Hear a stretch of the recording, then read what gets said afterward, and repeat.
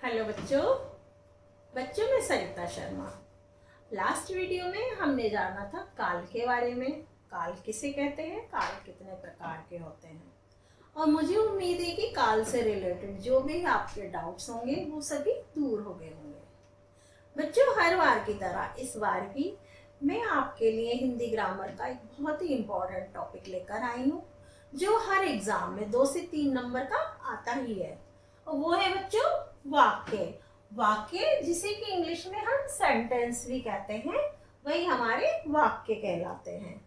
पहले हम जानते हैं साधारण बोलचाल की भाषा में कि वाक्य होते क्या है। बच्चों, जब हमें अपनी कोई बात कहनी होती है तो हमें कुछ शब्दों की मदद यानी हेल्प लेनी होती है, और फिर उन शब्दों का वह समूह समूह यानी कि ग्रुप जो पूरा अर्थ दे यानी कि पूरी मीनिंग बताए, वही हमारा वाक्य कहलाता है। यानी शब्दों का वह समूह जो पूरा अर्थ यानी उसका सेंस बताए, वही हमारे वाक्य होते हैं। अब जैसे कि ये पंखा चल रहा है, मैं आपको पढ़ा रही हूँ, तो ये क्या है, ये कुछ शब्दों का समूह है और जिससे पता लग रहा है कि क्या काम हो रहा है। या एक और एग्जांपल देख लेते हैं, जैसे बच्चे मैदान में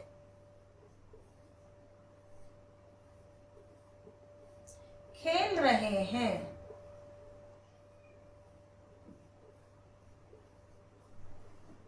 तो देखो, अलग अलग देखते हैं तो ये शब्द होते हैं, लेकिन ये एक शब्दों का पूरा समूह हो गया है और जिससे हमें पता लग रहा है कि बच्चे क्या कर रहे हैं, तो यही हमारा वाक्य कहलाएगा। अब देखते हैं बच्चों की एग्जाम में इससे रिलेटेड क्वेश्चन आते कैसे हैं। ज्यादातर बच्चों 2 तरीके से क्वेश्चन आते हैं। या तो पूछ लिया जाता है कि वाक्य बताइए कौन सा है, या फिर चेंज करने के लिए आ जाता है कि सरल वाक्य को मिश्रित वाक्य में बनाइए या संयुक्त को सरल बनाइए। इस तरीके से या तो चेंज करने को आता है या पहचानने के लिए आता है। अब किसी भी तरीके से क्वेश्चन आए, उसके लिए हमें वाक्य के प्रकार यानी कि टाइप्स जानने बहुत जरूरी है। अब हम आगे ये देखते हैं कि वाक्य कितने प्रकार के होते हैं। तो बच्चों, वाक्य 2 आधार पर होते हैं। एक तो होते हैं उसकी रचना के आधार पर, और एक होते हैं उसके अर्थ यानी उसके मीनिंग के आधार पर। रचना के आधार पर ये 3 तरीके के होते हैं और अर्थ के आधार पर ये 8 तरीके के होते हैं। तो पहले हम जानेंगे रचना के आधार पर वाक्य जो होते हैं। तो रचना के आधार पर सबसे पहला हमारा होता है बच्चों सरल वाक्य। सरल जैसा इसके नाम से ही पता लग रहा है, सिंपल सेंटेंस। तो ये बहुत ही सरल है, जिसमें केवल एक ही क्रिया यानी काम करने का पता लगे कि उसमें एक ही क्रिया हो, वो हमारे वाक्य सरल वाक्य कहलाते हैं। अब जैसे आप हैं, आप ये वीडियो देख रहे हैं, तो इसमें क्या है, सिर्फ एक ही काम हो रहा है, एक ही काम का पता चल रहा है, देख रहे हैं। या अगर हम इस बात को ऐसे कहें, आप हिंदी की वीडियो देख रहे हैं, तो देखो तब भी उसमें एक ही क्रिया आ रही है, देख रहे हैं। या बोले आप हिंदी ग्रामर की वीडियो देख रहे हैं, तो भी एक ही क्रिया। यानी सेंटेंस हमारा चाहे कितना ही लंबा हो, लेकिन उसमें सिर्फ और सिर्फ एक ही क्रिया हो, तो वो हमारा सरल वाक्य कहलाता है। अभी देखो और एक एग्जांपल से देख लेते हैं, जैसे राहुल खेलता है। अब देखो इसमें सिर्फ एक क्रिया है, खेलता, तो सरल वाक्य। अब अगर हम इसको लिखते हैं राहुल फुटबॉल से खेलता है। अब देखो इसमें भी हमने बेशक फुटबॉल जोड़ दिया, लेकिन क्रिया तो काम तो सिर्फ एक ही हो रहा है, खेलता है, तो कौन सा आएगा, सिंपल। अब चाहे हम इसको इस तरीके से कह दें, राहुल नई फुटबॉल से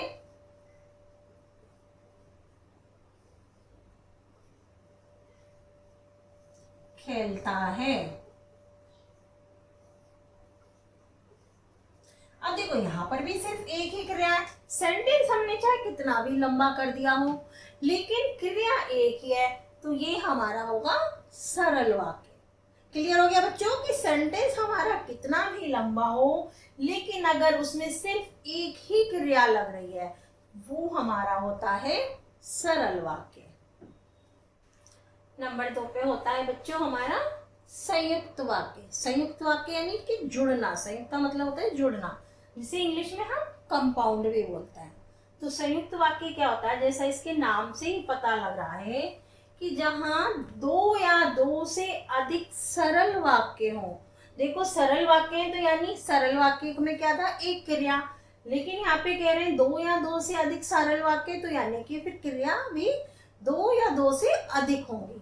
तो जहां दो या दो से अधिक सरल वाक्य हो और संयोजक, संयोजक यानी कि कंजक्शन, जिसे इंग्लिश में कंजक्शन कहते हैं, उनसे वो जुड़े हो वाक्य, वो वाक्य हमारे संयुक्त वाक्य कहलाते हैं। अब किस तरीके के होते हैं कंजक्शन भी देख लें, जैसे किंतु, परंतु, या, और, लेकिन, इस तरीके के शब्दों से ये वाक्य जुड़े होते हैं। अब जैसे देखते हैं, मैंने मार्कर लिया और लिखना शुरू किया, तो देखो इसमें दो से ज्यादा क्रिया आती है। जैसे मैंने मार्कर लिया, एक तो हो गया लिया, और लिखना शुरू किया, तो देखो इसमें क्रिया एक से ज्यादा है, तो इसलिए और से जुड़ रहा है, तो ये हमारा होगा संयुक्त वाक्य। और एक एग्जाम्पल देख लेते हैं, जैसे कृति आई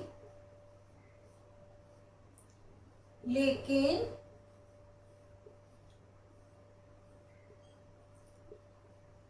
श्रुति चली गई। तो देखो यहाँ पर एक क्रिया ये है आई और दूसरा है चली गई, साथ में देखो कंजक्शन से ये हमारा जुड़ रहा है लेकिन, तो ये हमारा होगा संयुक्त वाक्य। क्लियर है बच्चों। तीसरा होता है बच्चों हमारा मिश्रित वाक्य। मिश्रित वाक्य जिसे इंग्लिश में हम कॉम्प्लेक्स सेंटेंस बोलते हैं। ये क्या होते हैं बच्चों कि इसमें एक सरल वाक्य होता है और बाकी के दूसरे उस पर छोटे छोटे आश्रित वाक्य होते हैं। यानी एक तो प्रमुख वाक्य आपको मिलेगा, उस पर छोटे छोटे आश्रित जो उस पर डिपेंड कर रहे हैं, यानी उनका अपना अलग से कोई महत्व नहीं होता, वो वाक्य हमारे मिश्रित वाक्य कहलाते हैं। और ये वाक्य देखो ऐसे शब्दों से जुड़े होते हैं जैसे कि जैसा वैसा, जितने उतने, जो वो, जब तब, इस तरीके से जो वाक्य छोटे छोटे आश्रित वाक्य इन शब्दों के द्वारा जुड़े होते हैं एक प्रधान वाक्य यानी मुख्य वाक्य से, वो वाक्य हमारा मिश्रित वाक्य कहलाता है। एग्जाम्पल से देख लेते हैं, जैसे हम कहें कि जो ये वीडियो देखेगा वो वाक्य समझ जाएगा, तो देखो हो गए ना दो वाक्य और जो और वो से जुड़े हुए हैं। और देख लेते हैं, जैसे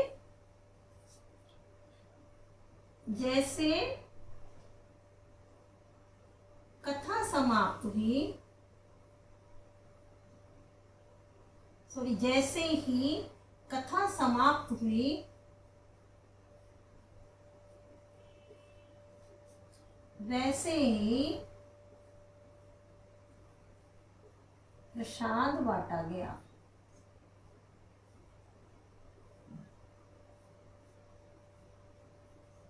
देखो जैसे ही कथा समाप्त हुई वैसे ही प्रसाद बांटा गया, तो देखो ये है जैसे ही कथा समाप्त हुई वैसे ही प्रसाद बांटा गया। अगर हम इसे देखते हैं वैसे ही प्रसाद बांटा गया, तो ये समझ में नहीं आता ये वाक्य हमारा इस वाक्य पर आश्रित है।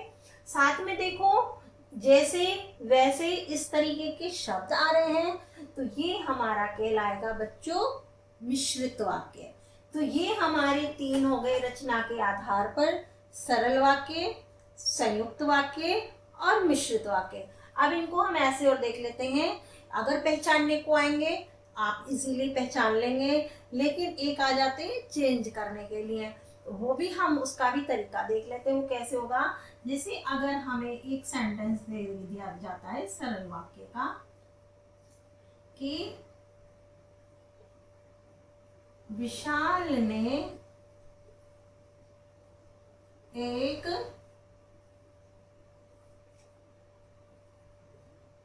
नया घर खरीदा। अब देखो ये एक सिंपल सेंटेंस है, एक इसमें क्रिया है, ये हमारा हो गया सरल वाक्य। अगर अब हम इसको क्या बनाते हैं, आ जाए इसको कि संयुक्त वाक्य में बदलो, तो आप कैसे इसे करोगे इसको संयुक्त वाक्य में, कि विशाल ने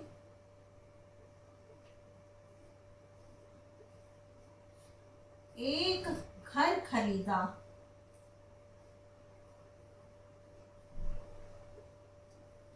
और वह नया है।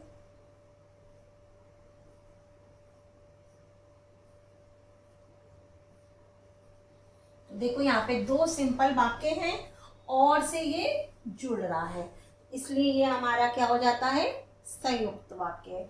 अब देख लेते हैं अगर हमें इसी को मिश्रित वाक्य में बदलना हो तो हम कैसे करेंगे। वो हम करेंगे कि विशाल ने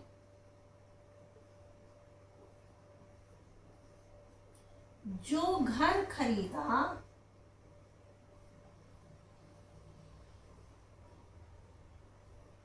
वो नया घर है। देखो हो गई सिंपल। एक बार और मैं रिपीट कर देती हूँ। जैसे सरल वाक्य है, सरल वाक्य में एक क्रिया होनी चाहिए, तो विशाल ने एक नया घर खरीदा, एक क्रिया है। संयुक्त वाक्य में दो सिंपल सेंटेंस हो, संयोजकों से जुड़ रहे हो, तो विशाल ने एक घर खरीदा और वह नया है या नया घर है कर सकते हैं। अब आता है मिश्रित वाक्य अगर बनाना है, तो देखो उसमें क्या है कि जो वो जैसा वैसा इससे सेंटेंस जुड़े होते हैं। तो विशाल ने जो घर खरीदा वो नया घर है, ये हमारा हो गया मिश्रित वाक्य। क्लियर हो गया बच्चों। अगर पहचानने में आता है कोई भी आपको या चेंज करने को आए, मुझे उम्मीद है आपको उसमें कोई परेशानी नहीं आएगी।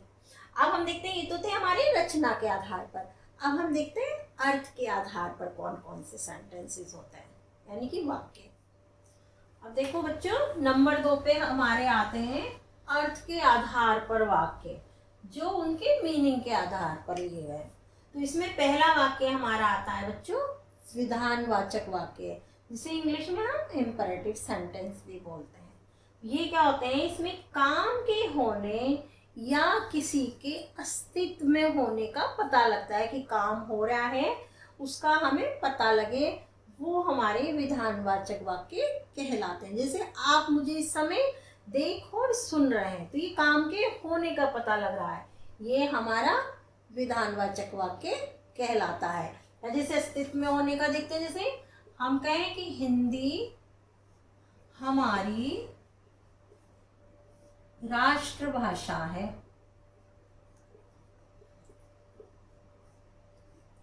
तो इससे इसके अस्तित्व में होने का पता लग रहा है, ये हमारा विधानवाचक या काम के होने का, कि राहुल ने खाना खा लिया, इस तरीके के सेंटेंस हमारे विधानवाचक वाक्य कहलाते हैं। दूसरा आता है इसमें बच्चों निषेधात्मक। निषेधात्मक जैसे नाम से ही पता लग रहा है, नेगेटिव, यानी जिसमें काम के ना होने का पता चले, वो हमारे निषेधात्मक वाक्य कहलाते हैं। जैसे कि सेंटेंस से और देख लेते हैं, तरुण ने पुस्तक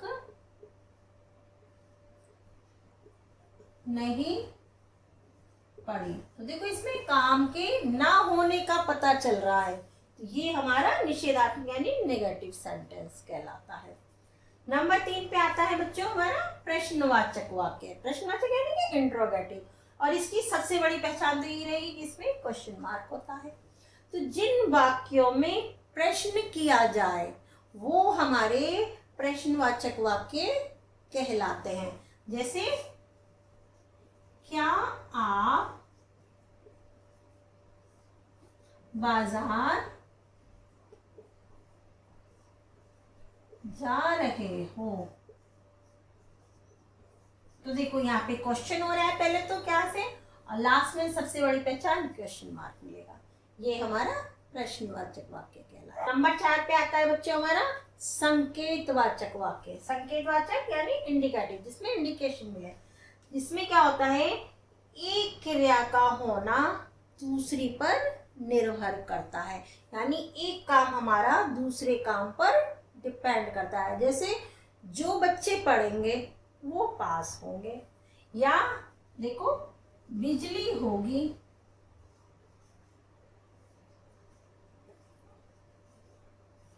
तो कारखाने में काम होगा।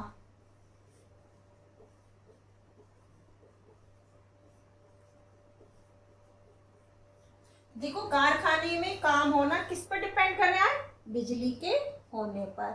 या जब वर्षा होगी तो फसल अच्छी होगी। ये सब क्या है, एक दूसरे के ऊपर डिपेंड कर रहा है। काम दूसरे पर डिपेंड जो कर रहा हो वो हमारा संकेतवाचक वाक्य कहलाता है। नंबर 5 पे आता है बच्चों हमारा इच्छावाचक वाक्य। इच्छावाचक वाक्य यानी जिसमें डिजायर हो, जिसमें कहने वाले की जो बात को कह रहा है उसकी इच्छा, आशा या आशीर्वाद जैसी बातों का पता लगे, वो हमारे इच्छावाचक वाक्य कहलाते हैं। जिसे मैं इच्छा करती हूँ भगवान आप सभी अच्छे नंबरों से पास हो, तो ये हमारा क्या कहलाएगा, इच्छावाचक वाक्य। या जैसे भगवान आपकी यात्रा मंगलमय हो। देखो इसमें इच्छा की जा रही है, तो ये हमारे इच्छावाचक वाक्य कहलाते हैं ऐसे वाक्य। अब नंबर 6 पे आता है हमारा आज्ञावाचक। जैसे इसके नाम से ही हमें पता लग रहा है, आज्ञा यानी कि ऑर्डर, किसी को ऑर्डर करना। कि जिन वाक्यों में आज्ञा, आदेश या अनुमति वगैरह हो, ली जा रही हो, वो हमारे वाक्य आज्ञावाचक वाक्य कहलाते हैं। जैसे कभी कभी आप शैतानी करते होंगे तो टीचर क्लास से बाहर जाने को कह देती होगी, तो वो कैसे वाक्य होते हैं, आज्ञावाचक, उसमें आज्ञा दी जाती है। या जैसे आपकी मम्मी भी बोलती होंगी बैठ कर पढ़ाई करो, ये क्या, इसमें भी हमें आज्ञा यानी आदेश दिया जा रहा है, तो ये हमारे आज्ञावाचक वाक्य कहलाते हैं। अब हमारा होता है नंबर 7 पे संदेहवाचक। संदेह यानी कि डाउट, कि वाक्य में जहाँ संदेह या संभावना हो वो सभी वाक्य हमारे संदेहवाचक वाक्य कहलाते हैं। जैसे आपको कभी संदेह हो कि पता नहीं, कभी पेपर अच्छा नहीं होता तो डाउट रहता है ना, पता नहीं अच्छे नंबर आएंगे कि नहीं आएंगे, तो इस तरीके के वाक्य हमारे संदेहवाचक वाक्य कहलाते हैं। जैसे सेंटेंस देख लेते हैं कि अमृत घर पहुंच चुका होगा। देखो यहाँ पक्का नहीं है, डाउट है, ये हमारा संदेहवाचक वाक्य कहलाता है। नंबर 8 पे आता है बच्चों हमारा विस्मयादिवाचक। विस्मयादि यानी इंटरजेक्टिव सेंटेंस होते हैं, वो विस्मयादिवाचक वाक्य कहलाते हैं। जिन वाक्यों में देखो खुशी या दुख का, या तो खुशी का भाव हो उसमें या किसी दुख का भाव हो, वो वाक्य हमारे विस्मयादिवाचक वाक्य कहलाते हैं। जैसे खुशी का वाक्य में देख लेते हैं, कितना सुंदर फूल है। देखिए इसमें खुशी का वाक्य है, ये हमारा हो गया विस्मयादिवाचक वाक्य। तो ये बच्चों हमारे दोनों तरीके के वाक्य हो गए इस टॉपिक में, रचना के आधार पर भी और अर्थ के आधार पर भी। और मुझे उम्मीद है कि आपके वाक्य से रिलेटेड जो भी डाउट्स होंगे वो सभी क्लियर हो गए होंगे। फिर भी बच्चों अगर ये वीडियो देखने के बाद भी 1 से 2 बार तो इस वीडियो को देखिए आप जरूर। फिर भी अगर कोई डाउट रहता है तो आप मुझसे कमेंट्स करके ज़रूर पूछा करें बच्चों। और आपको अगर मेरी ये वीडियो अच्छी लगी है तो प्लीज़ लाइक सब्सक्राइब जरूर कीजिए। मिलते हैं अपनी नेक्स्ट वीडियो में, जिसमें हम जानेंगे तत्सम तद्भव के बारे में।